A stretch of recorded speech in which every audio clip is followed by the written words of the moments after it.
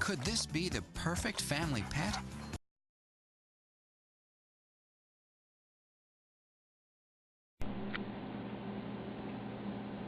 Considering that they're one of the lowest ranking barkers and they don't have bad breath, that's a pretty good start. And what's this about an egg? They have what's called a soft mouth. Take the egg. Good boy. I've actually seen these dogs pick up 2 or 3 raw eggs in their mouth at a time without breaking them. Good. Perfect egg.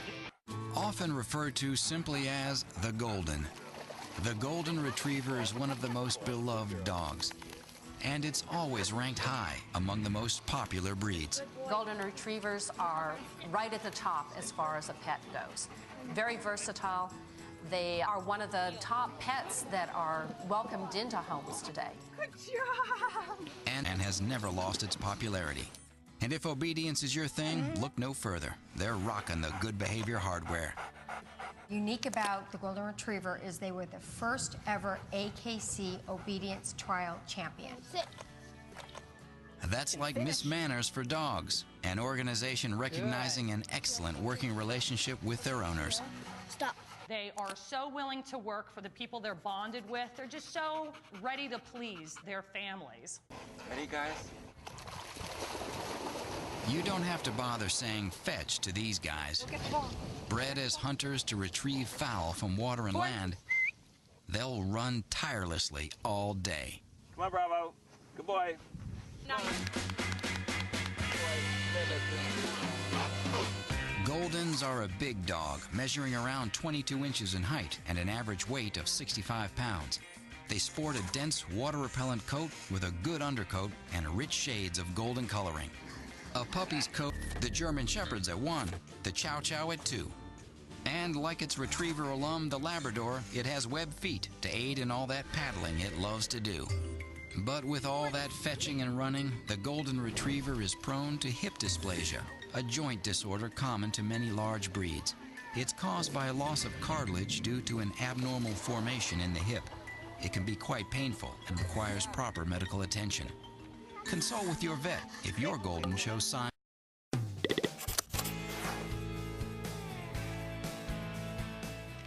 I became... It's hard not to love the Lab. Big, friendly, full of life.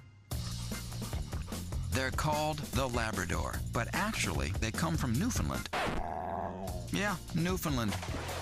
What we know as the Lab today originated in the early 1800s, when fishermen bred a smaller version of Newfie to retrieve fishing nets and sometimes the fish that fell off hooks. They created a dog who loved to swim, had great stamina, and had strong haunches to leap dramatically into the water. The record is 27 feet. The breeders couldn't name the new dog Newfoundland. That name was taken. So the dog was named for the sea they worked in, Labrador. From there, they were brought to England, and the breed, as we know it today, was developed. Leading off the list, like all retrievers, the Lab has webbed paws.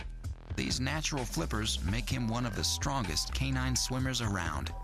The second trait is an otter-like tail. Thick at the base and strong, it acts like a rudder in the water. Number 3 is a layered, slightly oily coat that keeps them warm, helps them float, and is also drip dry. Labs come in 3 bold colors. Black is the most common and the most successful in competitions. Yellow's next, and it's the most popular for Labs working as police dogs. Chocolate is the rarest. There's a misconception that people think that black labs come from black labs and chocolates just come from chocolates, but you can have all 3 colors in a litter. The 4th trait bred into Labs is what dog experts call a soft mouth. A well-trained Lab can carry an egg in its mouth without cracking the shell. And then there's that 5th special trait, their unique ability to learn. So you don't have to be the best trainer in the world. You just need to be making an effort, and the dog will meet you halfway and try to do the rest. That's it. If you're thinking of raising a Lab, there are Labradors, while they can be wonderful adult companions, as puppies oftentimes are the mouthiest dogs. So you have to be prepared if you're raising a Labrador puppy to teach them from a very, very young age to have what trainers call bite inhibition. That is, to be really careful with their little razor-sharp teeth. There are some people who are not necessarily the best people for a Labrador. The dogs tend to have a high activity level. This is a dog that needs room to run. He's a sprinter, able to hit speeds of 12 miles an hour in 3 seconds. But labs aren't quite super dogs. While robust, the lab is prone to several ailments. One of the best known is a problem of the hip called dysplasia. It's caused by an abnormal formation in the hip. It leads to a loss of cartilage and pain. Labs are also susceptible to a genetic eye defect called retinal dysplasia, which causes blind spots.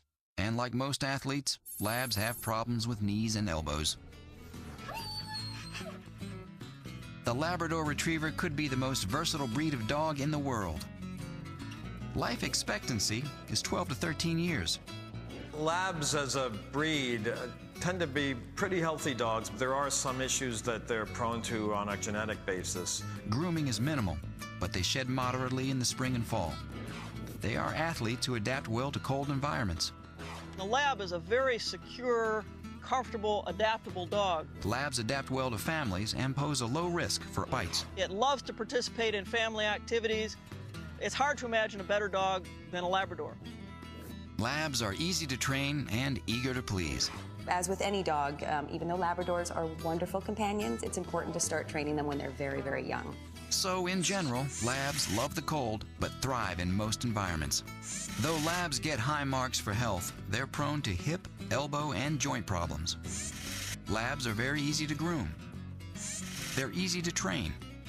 These loyal dogs make wonderful pets. This is Eve. Eve needs you to help her become a foundation of the blind